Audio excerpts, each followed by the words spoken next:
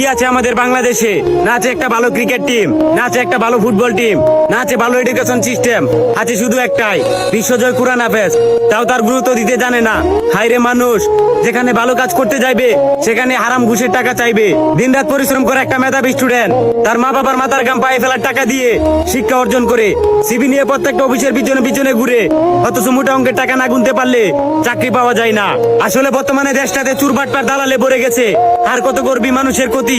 সময় থাকতে মানুষ হ, নয়তো আল্লাহর মায় ধীরে ধীরে পাবি।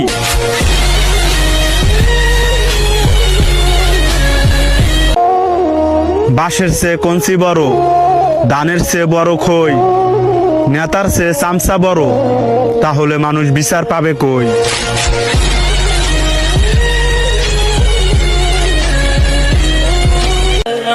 নেতার পেছনে ঘুরে শেষ করবা নিজের যৌবনকাল, আবার ভাইবার একবার নামাজ পড়ে কাটায় দিবা নিজের বুড়া কাল। বলি বাপের কামাই খাইয়া নেতার চামচামি করা সাজে না, আর বুড়া কাল পর্যন্ত যে বাচ্চা থাকবা, আজরাইল তো আর তোমার দুলাভাই না।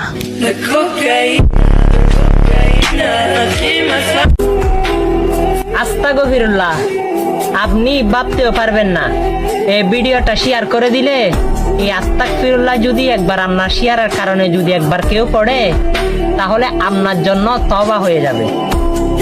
সেও তওবা করবে আর আমার আমলনামায়ও তওবার হিসাব চলে আসবে আল্লাহ রাব্বুল আলামিনের দরবার থেকে। ভিডিওটা শেয়ার করে দিন। আমিন।